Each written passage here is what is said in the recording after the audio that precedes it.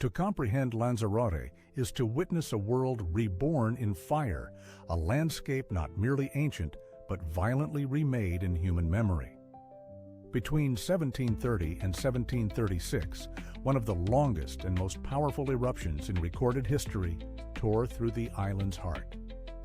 For 6 relentless years, over 100 volcanoes erupted, burying 11 villages and smothering a quarter of the island's fertile land under a new, dark mantle of lava and ash.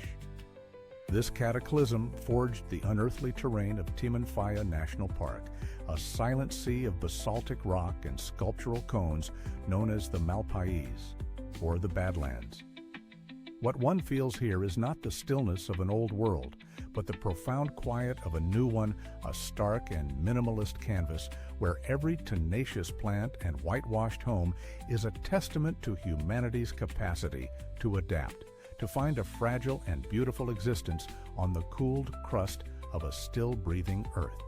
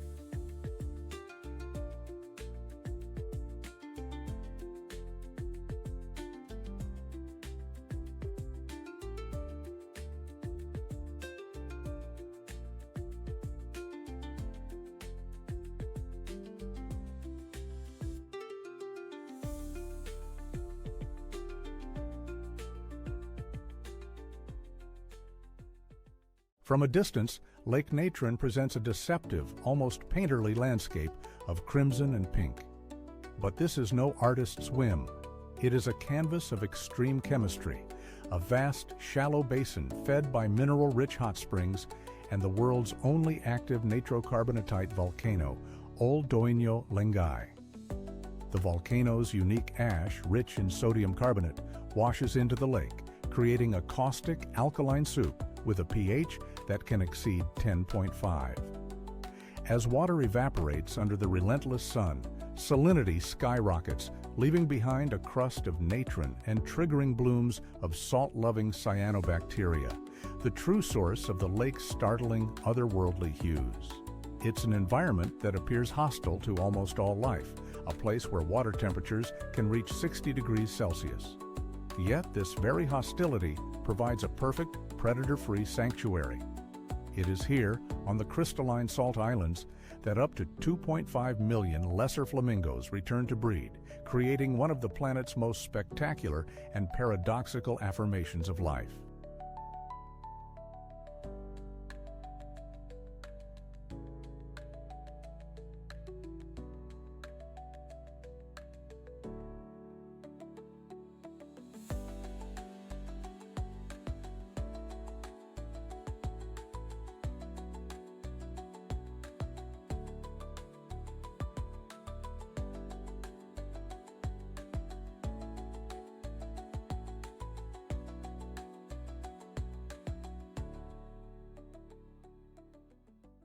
Nestled at the confluence of 3 glacial rivers, the Susitna, the Chulitna, and the Talkeetna, this small Alaskan town might seem like a relic preserved in amber. But its identity was forged not by the gold rush itself, but by the steel rails that followed. Established in 1916 as a district headquarters for the Alaska Railroad, Talkeetna was a calculated foothold in the wilderness, a logistical hub designed to conquer the vast interior. That pragmatic origin is still etched into its character. The historic main street, with its century-old log structures and false-fronted buildings, isn't a theme park, but a living testament to that era of ambition. It has since evolved into the essential staging ground for climbers bound for Denali, becoming a global crossroads for modern adventurers. In this way, Talkeetna exists in a fascinating duality, a quiet river town that serves as the final, human-scale threshold to the raw, formidable power of the continent's wildest peaks.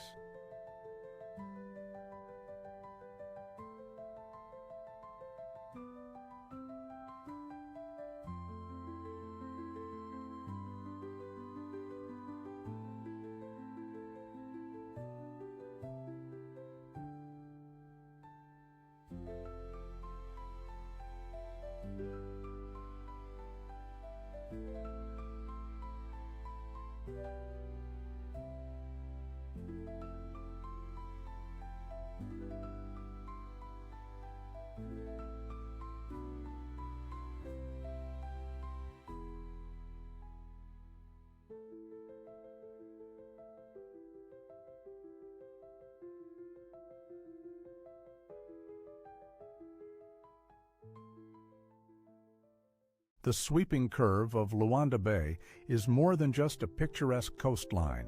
It is a geological inevitability, the patient result of oceanic forces sculpting the land over countless millennia. This slender peninsula, the Ilha do Cabo, was not built by man, but born of the sea itself. A colossal sandspit formed by the slow accumulation of sediment, carried relentlessly from the Kwanza River Delta to the south and meticulously deposited by the persistent, northward-flowing Bengala Current. In creating one of West Africa's finest natural harbors, this perfect barrier inadvertently became the tragic epicenter of the Portuguese colonial enterprise for over 400 years.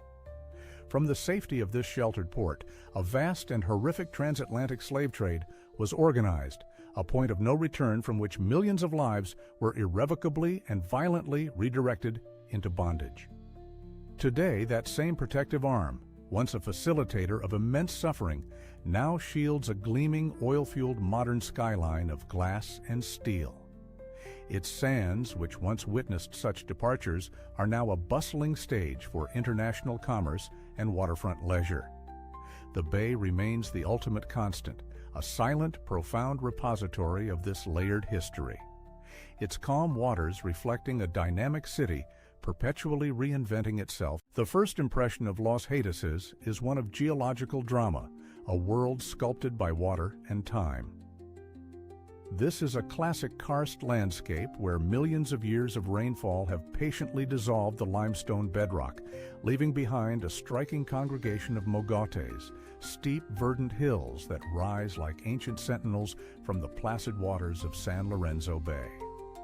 The park's very name, derived from the indigenous Taino language, means hilly land, a simple yet perfect description for this otherworldly topography. Navigating the labyrinthine channels that weave between these formations feels like journeying into a prehistoric sanctuary, a realm where the air is thick with the calls of magnificent frigate birds and the scent of damp earth. But the true significance of this place lies hidden within the rock itself. The same erosive forces that shaped the hills also carved a network of caves, creating sacred galleries where the Taino people recorded their cosmology in pictographs, leaving an indelible human echo in a landscape defined by deep time.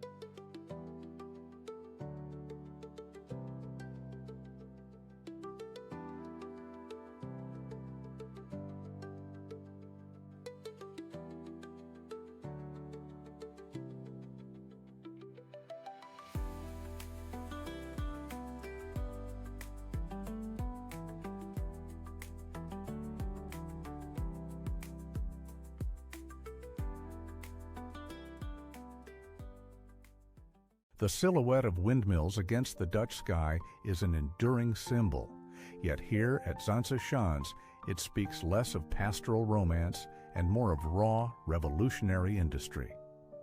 This was, in effect, one of the world's first industrial zones. At the height of the Dutch Golden Age, more than 600 windmills crowded the banks of the River Zaan, a concentration of wind-powered machinery the world had never witnessed. These were not simple grist mills. They were specialized engines of commerce. Some sawed the Scandinavian timber that built the fleets of the Dutch East India Company, while others ground exotic spices, pressed oils, or produced the very pigments that gave color to the canvases of Rembrandt and Vermeer. Every detail here, from the distinctive green-painted houses to the vast warehouses, is a direct product of that industrious past. Zaanse Schans is therefore not a village frozen in time, but a carefully assembled monument to the ingenuity that harnessed the wind, powering a small nation to the forefront of the world stage.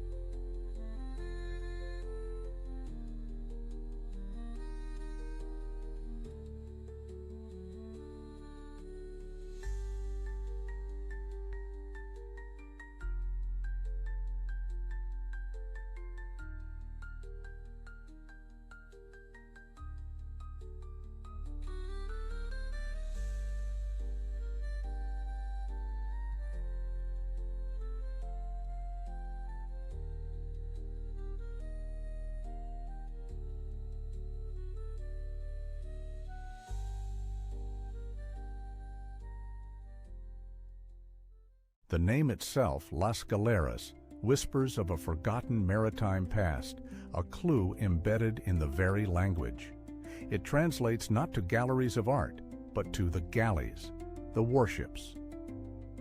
During the 16th century, 2 imposing Spanish galleons were permanently stationed in these waters, a formidable naval presence guarding the strategic eastern point of the Samana Peninsula. The very geology of this coast made it a natural fortress. Its dramatic water-carved karst cliffs and deep sheltered coves offered a formidable advantage against pirates and rival European privateers. Today, that military past has receded into the turquoise haze, replaced by the quiet, unhurried rhythm of a fishing village.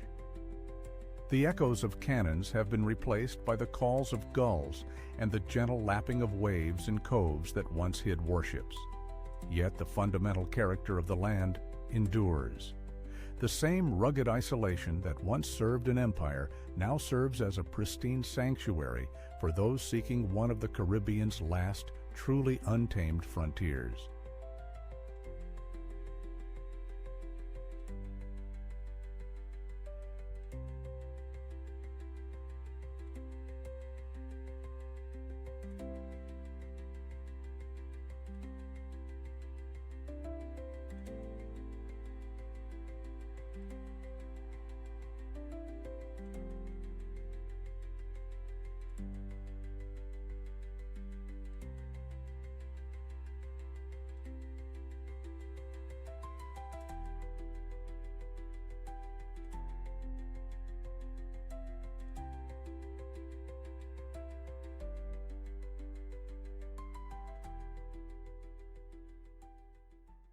The waters of Canaima Lagoon hold a secret, staining the white quartz sands with their distinctive tea-like hue. This is not the murk of sediment, but a pristine infusion of tannins, leached from decaying vegetation over countless seasons as the river flows across the Guiana Shield, a geological foundation nearly 2 billion years old, one of the most ancient exposed surfaces on the planet. Here, a series of 7 powerful waterfalls, known collectively as Saltohatcha, thunder into the basin, their immense force a constant reminder of nature's raw power. For the indigenous Pemon people, this is a sacred living landscape where the sheer-sided tepuis looming on the horizon are not mere mountains, but the mawari, the houses of the spirits. To stand on this shore is to witness a confluence of deep time, potent myth, and the unceasing geological pulse of the earth itself, a place where every element tells a story that began long before our own.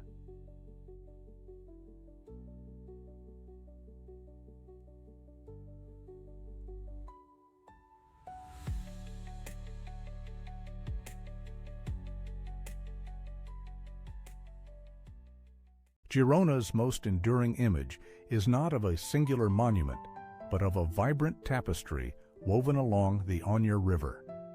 These celebrated hanging houses, with their ochre and sienna facades, are more than mere decoration. They are a living chronicle built directly upon the city's medieval eastern wall. Look closely, and you can discern the evolution from defensive stone to domestic space, a transformation most elegantly expressed in the Casa Maso, the only house on the river open to the public, and a masterpiece of the Noucentista style by architect Raphael Massot. Spanning this scene is the Pont de l'Épée Châteries Velle, a delicate iron lattice constructed by Gustave Eiffel's company just 10 years before his Parisian tower, linking the old town with the new. It is here, in this reflection on the water, that one understands Girona's true character. A city that doesn't just preserve its past, but inhabits it, building its present upon the foundations of more than 2,000 years of history.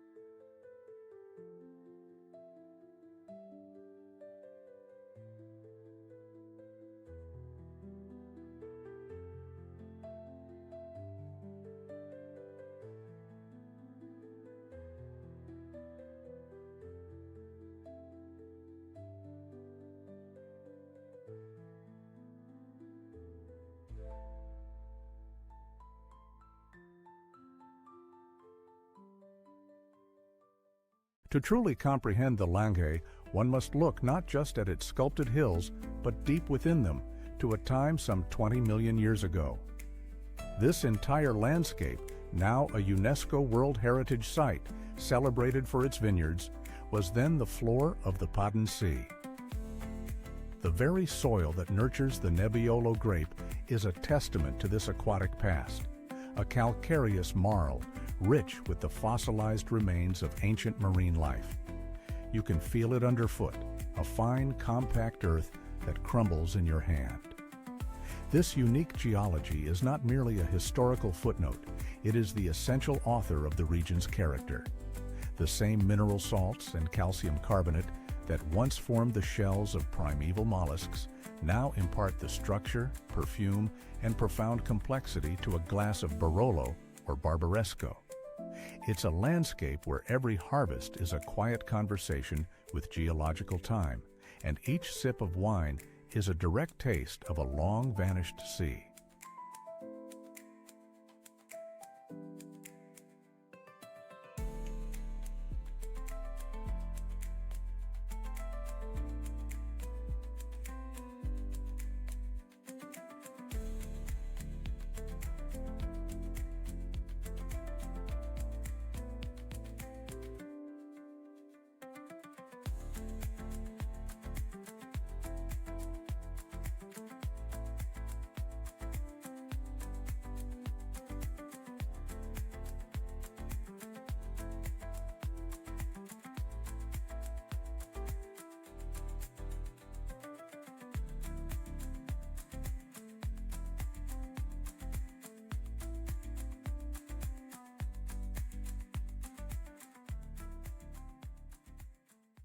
The Tongass is more than just a forest. It is a living archive of geological time.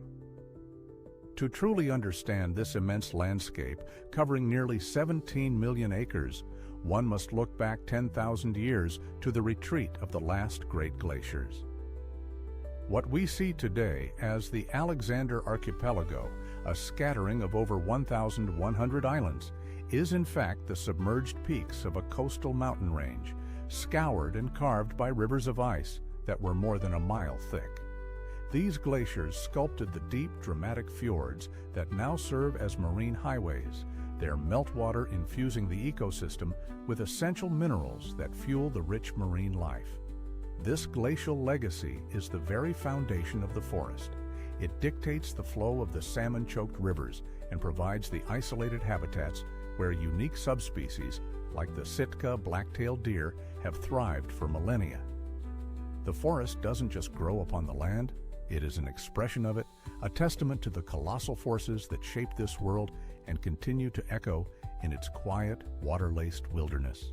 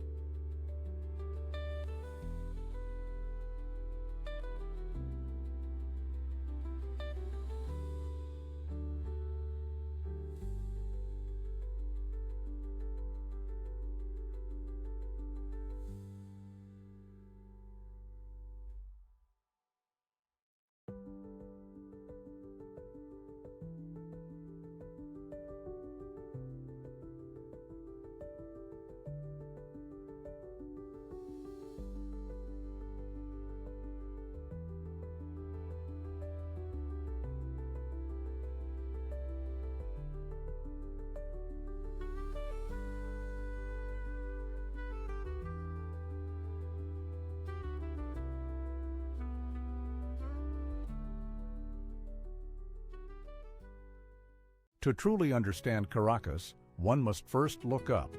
The city doesn't sprawl, it unfurls, contained within a narrow valley pressed against the Caribbean coastal range. This formidable green wall, the Huayra Repano, rises to over 2,700 meters, a geological curtain separating the capital from the sea just 10 kilometers away. It's this very barrier that gives Caracas its celebrated title as the City of Eternal Spring, trapping mild temperatures and creating a unique microclimate distinct from the sweltering coast. But its influence is more than just climatic. For centuries, this mountain dictated the city's destiny, isolating it and forcing it to look inward, cultivating a character that was fiercely independent and self-contained. Every street, every plaza, exists under the silent watch of this massif, a constant living reminder that here, more than anywhere, the landscape has not just witnessed history, but has actively shaped it.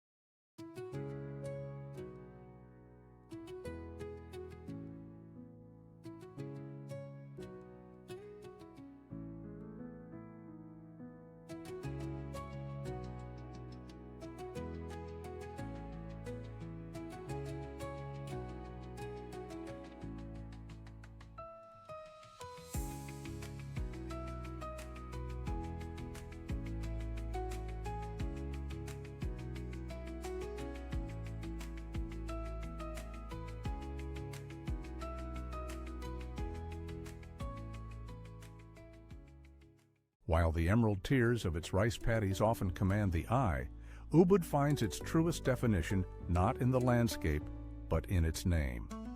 The word derives from the Balinese term ubad, meaning medicine, a legacy dating back to the 8th century.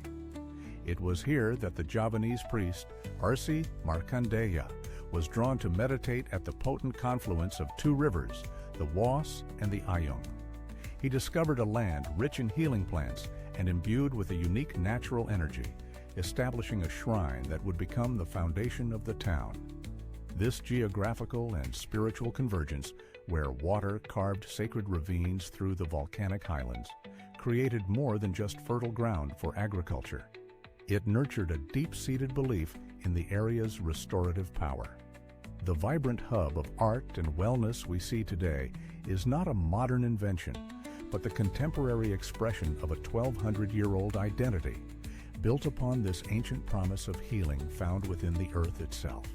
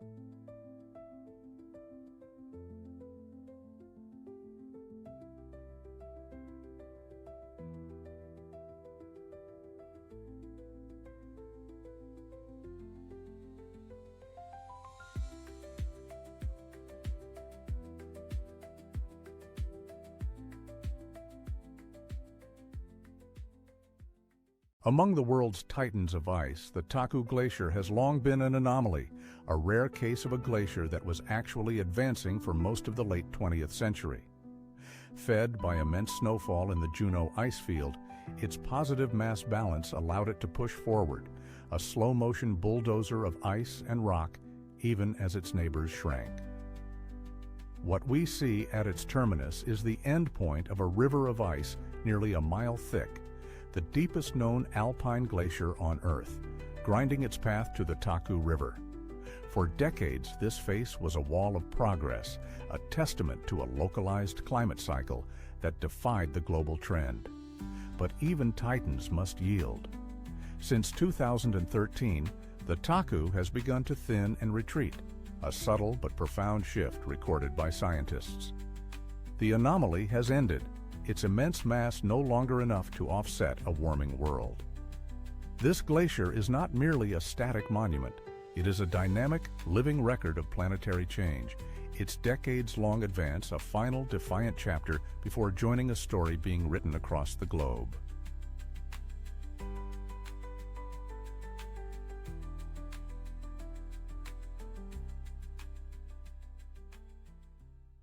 To arrive in Squamish is to fall under the watch of a silent guardian. This is the Stawamis Chief, often called the world's second-largest granite monolith, though geologically it is a more complex granodiorite. It is a colossal pluton that cooled deep within the Earth's crust some 70 million years ago, its sheer face later scoured and polished by the colossal force of retreating glaciers. These same rivers of ice, more than a mile thick, carved the dramatic fjord of Howe Sound, creating the precipitous landscape that defines this region. For the Squaxewu Seven-Mesh people, this is Siam Smanit, a place of deep spiritual significance, a physical record of their history written in stone. Every vertical crack and weathered ledge tells a story not just of tectonic uplift and glacial abrasion, but of a profound, enduring connection between a people and their home. Today, climbers trace these ancient lines, but the Chief remains what it has always been, a geological anchor in a world of change, the very heart of the land at the head of the Sound.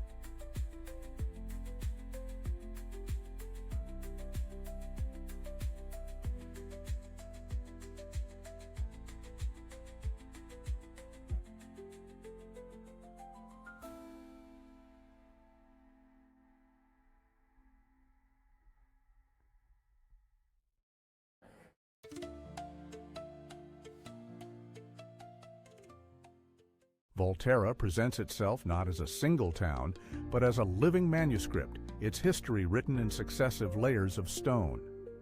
Long before Rome was an empire, the Etruscans crowned this formidable tufa hill, carving the mighty Porta all'Arco from the living rock, a monumental gateway that has witnessed the passage of nearly 3,000 years. Just a stone's throw from this ancient entrance, the semicircular tiers of a first-century Roman theater lie exposed, a later chapter built when Volterra was a prosperous Roman municipium. This dense, almost casual proximity of distinct historical epochs is the city's defining genius. The strategic elevation, a natural fortress offering absolute command over the Cesena Valley, was a prize no successive power could afford to relinquish. And so, rather than being erased, each civilization simply built upon the last, creating a vertical timeline where medieval palazzi rise from Etruscan foundations, and the very air in these narrow, windswept alleys seems to hold the whispers of long-vanished peoples. Here, the past is not a relic to be observed, it is the very bedrock of the present.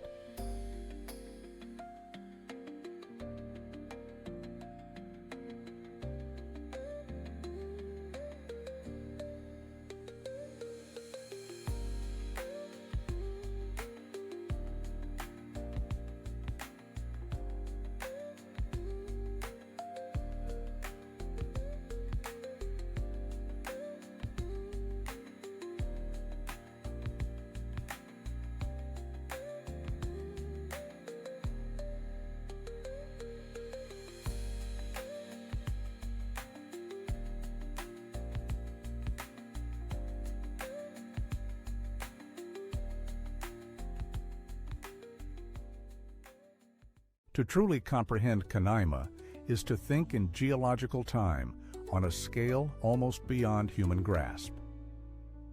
This land is part of the Guiana Shield, one of the planet's oldest surfaces, with rocks dating back nearly 2 billion years. The iconic tabletop mountains, or tepuis, are not born of tectonic uplift, but are rather the inverse. They are the last stubborn remnants of a colossal sandstone plateau that has been methodically eroded by wind and water over hundreds of millions of years. Each tepui stands as a sheer-sided island in the sky, its summit a completely isolated ecosystem, a biological laboratory sealed off from the world below for millennia. The local Paimon people call them the Houses of the Gods, and it's a fitting name for these mist-shrouded worlds. What we are witnessing is not just a landscape, but a profound testament to the power of erosion and the patient, relentless artistry of deep time. A world carved from what is absent, holding secrets of evolution yet to be fully understood.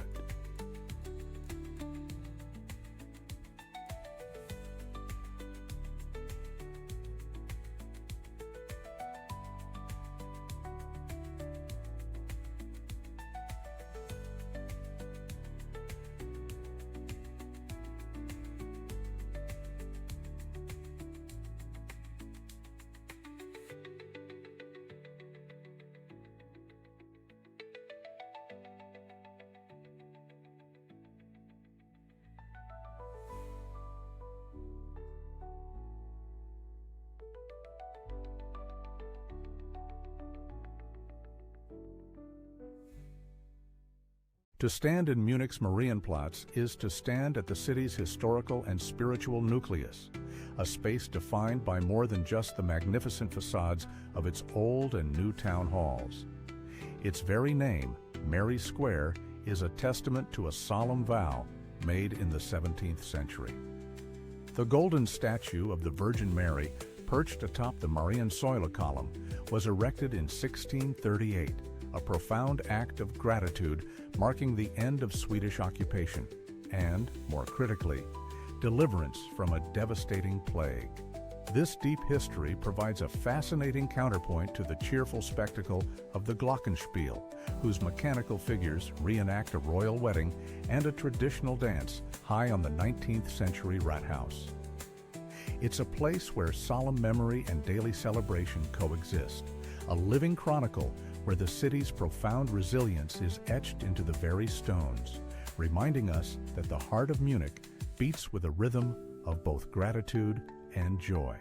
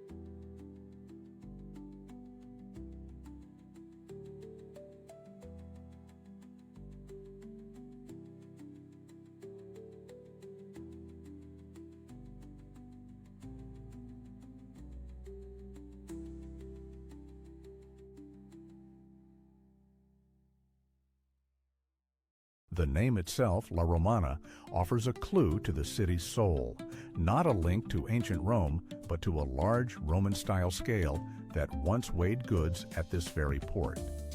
This simple instrument of commerce proved prophetic.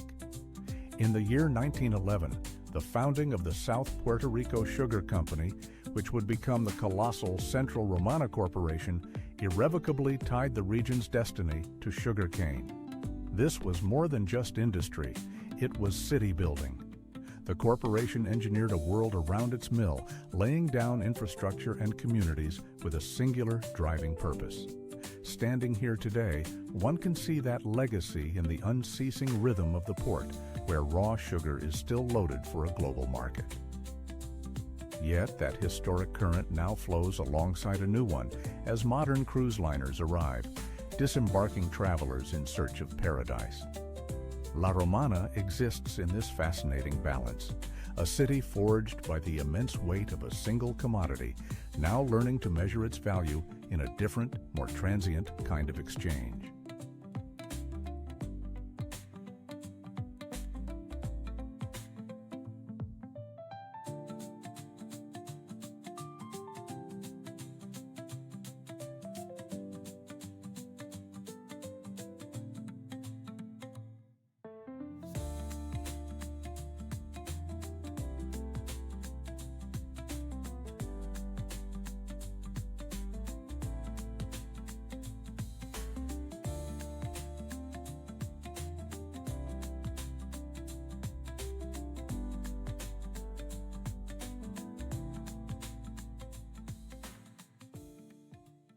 To truly perceive Ibiza is to look beyond the glimmer of its modern reputation and listen for a much older rhythm.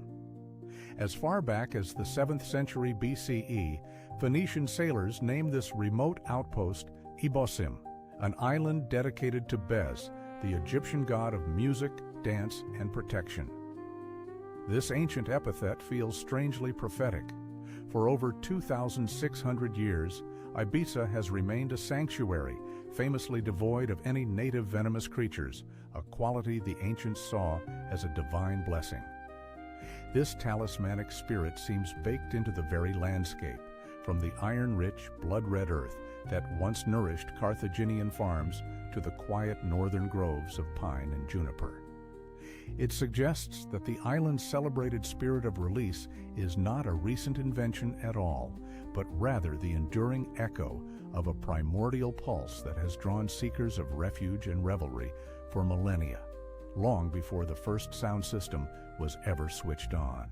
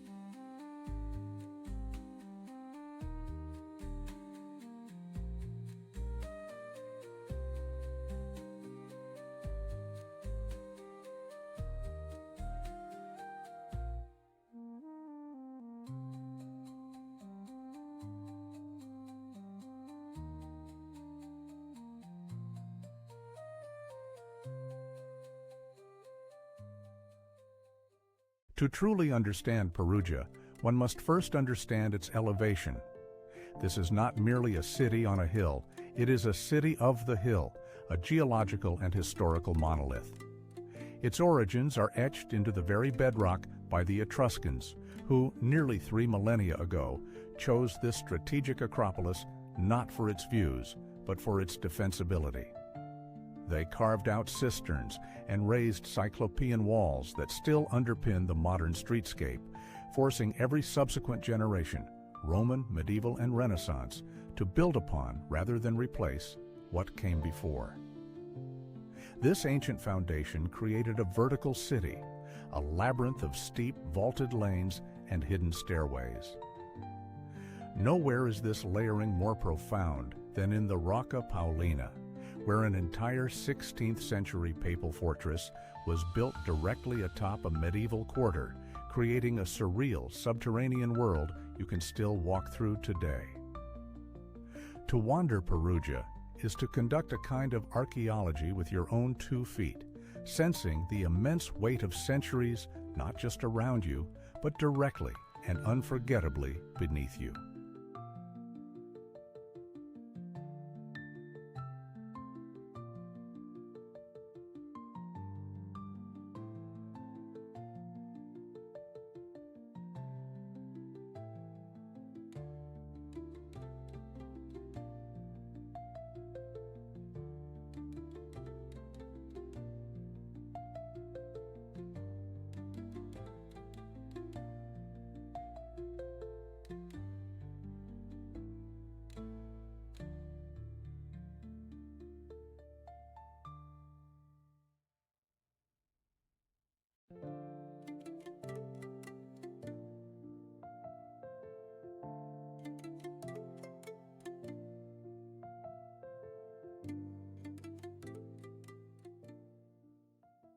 To gaze upon Lake Toba is to witness a tranquility that belies one of the most violent events in our planet's history.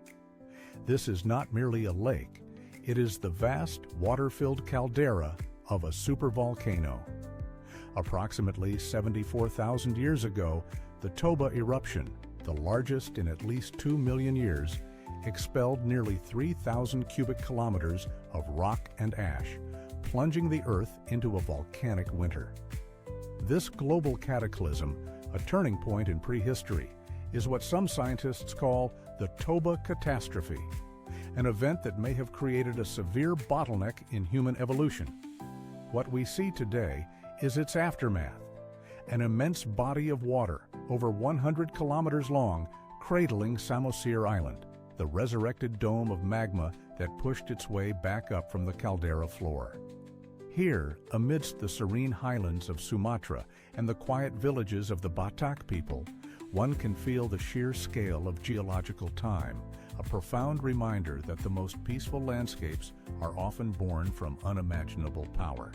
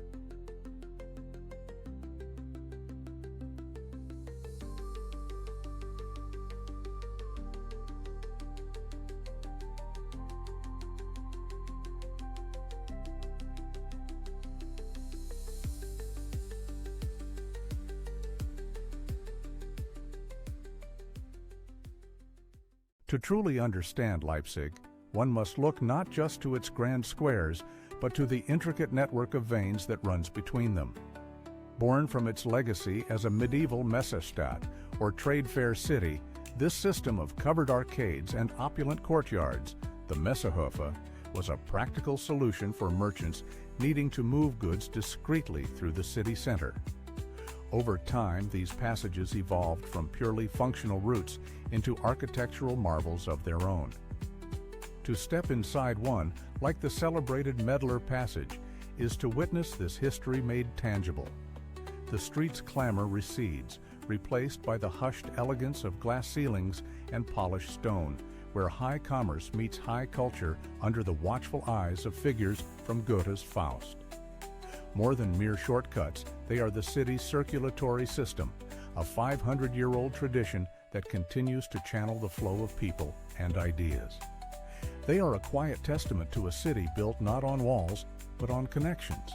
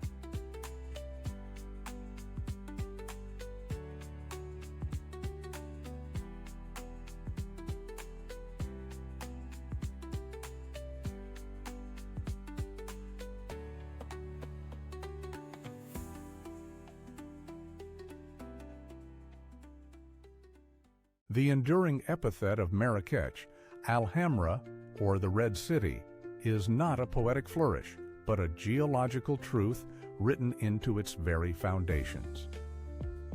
For nearly 9 centuries, its formidable ramparts have been built and rebuilt not from imported stone, but from the earth itself, a rammed earth mixture of local red clay and chalk known as tabia. This ancient construction technique gives the city its signature ochre glow, a hue that shifts with the sun's arc from a soft rose at dawn to a deep fiery terracotta at dusk.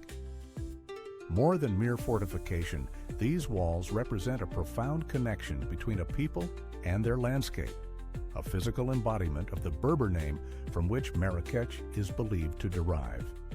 Amur, and Akush, the land of God. It is a metropolis sculpted directly from its terrain, a constant living reminder that here, civilization did not conquer the desert, but rather rose in partnership with it.